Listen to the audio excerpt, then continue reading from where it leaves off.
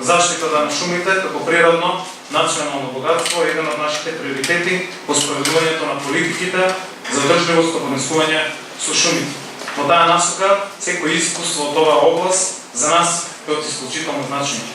Денешната конференција е одлична можност да ги видиме искуствата од Италија, како држава која што има долго и богато искуство во институционалниот развој и стопанисувањето со шумите. Шумите во Републиката уживаат посебна заштита согласно Уставот на Република Македонија, имаат еколошки, економски, социјални, естетски и културни вредности. Нивната заштита е примарна цел на државата, но и на сите нас денес како што сме тук. На еден или на друг начин не поврзува работата поврзана со шумите. Пожарите, нелегалната и нерегистрираната сеча се голема закана за нашите шумски ресурси и тоа доведува до широк спектар на разурнувачки, економски, социјални и еколошки проблеми. Пожарите, особено нелегалното, нерегистрирано сечење на шумите, често се поврзува со транснационалниот организиран криминал, со дефектите во институционалните контроли и неефективните институции.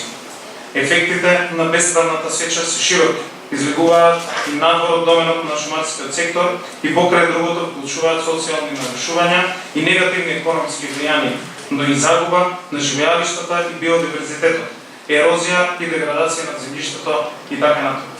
И покрај тоа што варира од регион во регион во обем, бесправната сеча на шумите е глобален феномен со заеднички карактеристики. Во таа насока, за да се намалат штетните влијанија врз шумите, потребно е почитување на принципите за одржливо управување со шумите, кои што се принципи на институциите кои што законски се надлежни за шумарството, за шумите, односно силни, надзорни и контролни органи кои што се потребни и ефикасна координација и соработка со другите институции.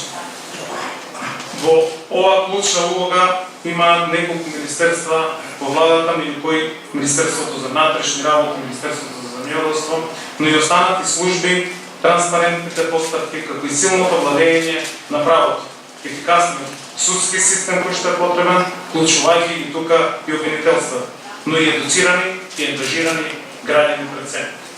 Почитувани, Државниот завод за ревизија на наше барање минатата година за прв пат направи ревизија на тема ефикасност на мерките, политиките и проектите за заштита на шумите во Република Македонија. Ова е првата работа, меѓу првите работи кои што направивме, а која што не била со години, се со цел да се утврдат состојбите во оваа област. Она што е утврдено е дека не се изработени најважните законски и стратешки документи во оваа сфера.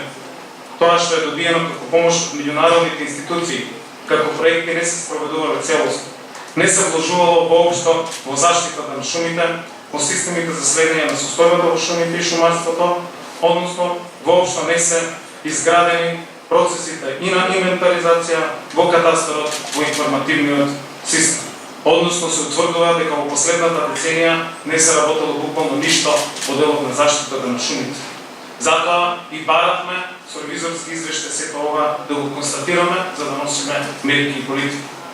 Финансирањето во шумарството е доведено во најниско можно ниво, деградирани се институциите и контролните механизми за ефикасно чување на шумите. Денешниот настан и оваа конференција е уште еден во низата на иницијативи на оваа влада за унапредување на заштитата на шумите и очекувам овој сличен форум да проработи во иднина се со цел за јакнување на институциите на системот кои работат на елиминирањето на негативните појави кои влијаат врз ефективната заштита на шумите, особено од пожарите и нелегалната нерегистрирана сеча како најголеми закани за нашите шумски ресурси. Сметам дека искуството на институциите, особено на државите членки на Европската унија, а во овој случај на италијанските институции од областта на заштитата на природните ресурси, пренесени преку почитуваниот генерал господин Донато Монако, се многу важни за нас како држава. Особено во овој период кога за Македонија се отвара патот во Европската унија. И затоа лично на генералот и на сите кои што се вклучени благодарим. За јакнувањето на капацитетите на нашите институции, на човечките ресурси, соработката на институциите на системот се од исклучително важно. Во следниот период треба да работиме на имплементирање и на регулативата за дрвната маса на Европската унија, што представува уште еден дел од шумарството во кој што ни е потребно странско и европско искуство. Ние мора да ги имплементираме овие добри пракси и ќе го користиме сето знаење и помош од нашите меѓународни пријатели со цел да создадеме држава достојна за граѓаните, а рамо до рамо со останатите членки на Унијата. Очекувам од денешната конференција и презентациите кои што ќе следат да произлезат конкретни заклучоци и предлози кои што ќе можеме да ги имплементираме на работно ниво во следниот период. За крај изразувам голема благодарност до амбасадата на Италија во Република Македонија, до амбасадорот и до бригадата на карабинерите на Република Италија за денешното присуство и за експертската помош која што ни е. Благодарам на вниманието.